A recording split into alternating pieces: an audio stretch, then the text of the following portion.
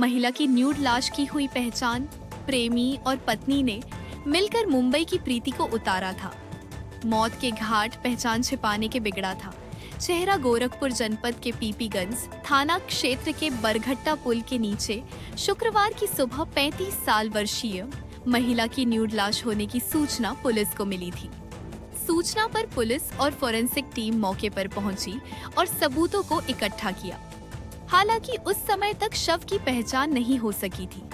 आशंका जताई जा रही थी कि किसी ने हत्या करके लाश यहां फेंकी है और पहचान छुपाने के लिए सिर को कूच दिया गया है। तत्काल घटनास्थल का एसएसपी ने भी निरीक्षण किया था और घटना के खुलासे के लिए कई टीमों का गठन भी किया।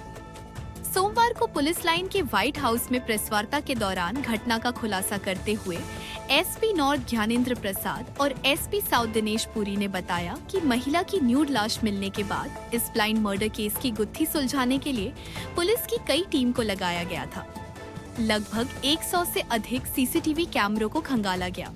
सर्विलांस सेल की भी मदद ली गई और पुलिस की एक टीम को महिला की शिनाख्त के लिए लगाया गया था। इसी बीच एक सीसीटीवी कैमरे में एक स्कूटी पर 3 लोग जाते हुए दिखे। संदिग्ध मानकर जब जानकारी जुटाई गई और स्कूटी को ट्रेस किया गया तो हम लोग विजय तक पहुंच गए, जिसके बाद पूछताछ में विजय साहनी ने बताया कि वह प्राइवेट कंपनी में बीमा का काम करता है, जिससे उसे करीब 1.5 लाख रुपए हर महीने मिलते हैं। वर्ष 2012 में प्रिया शेट्टी से काम के सिलसिले में उसकी पहली बार मुंबई में मुलाकात हुई थी। कुछ मुलाकातों के बाद नजदीकियां बढ़ी तो प्रिया के साथ कमरा लेकर लिव इन में रहने लगा। इसी बीच हमने मंदिर में शादी भी कर ली। इसके बाद प्रिया को एक लड़का भी हुआ, जिसकी उम्र इस समय 13 साल की है। बच्चा पैदा होने के बाद प्रिया से मेरी दूरियां बढ़ने लगी। इसी बीच मैं गोरखपुर अपने घर आ गया।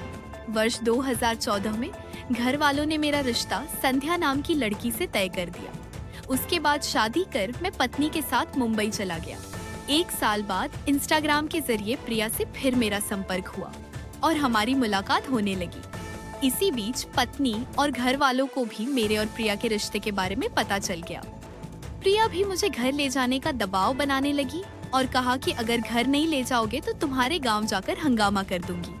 26 जनवरी को अपनी पत्नी संध्या और प्रेमिका प्रिया शेट्टी को लेकर मैं गोरखपुर पहुंच यहाँ 2 दिन होटल में रुक यहाँ रामगढ़ ताल गोरखनाथ की सैर भी की। इस दौरान पत्नी और प्रेमिका के साथ खूब सारा पार्टी भी किया गया। प्रिया बहुत अधिक शराब पी लेती थी। पीने के बाद वह बार बार धमकी भी देती थी कि अगर मेरे साथ गलत हुआ तो पूरे परिवार को गोरखपुर में बदनाम कर दूंगी। 29 जनवरी की शाम गोरखपुर से ऑटो बुक कराकर पत्नी और प्रेमिका के साथ शराब पीते हुए पीपीगंज गया। विजय ने बताया कि मैं स्कूटी चला रहा था। बीच में प्रिया और पीछे उसे पकड़कर पत्नी संध्या बैठी थी। तभी रास्ते में बरघट्टा पुल पड़ा। वहां गाड़ी रोककर फिर तीनों ने शराब पी। वहां भी प्रिया हंगामा करने लगी। तब पत्नी संध्या ने कहा कि इसको जान से मार देना चाहिए। इस पर मैंने प्रिया का गला तेज से दबाया। नशे में होने की वजह से वह चिल्ला भी नहीं पाई। हत्या करने के बाद पत्नी के साथ मिलकर उसकी लाश पुल के 20 फीट नीचे ले जाकर पहचान छुपाने के लिए चेहरा कुचकर फेंक दिया और कपड़े निकालकर न्यूड कर दिया। अगले दिन सुबह नाई के पास जाकर बाल और दाढ़ी कटवाया ताकि पहचान ना होने पाए। पत्नी ने भी अपने कपड़े नदी में फेंक दिए थे।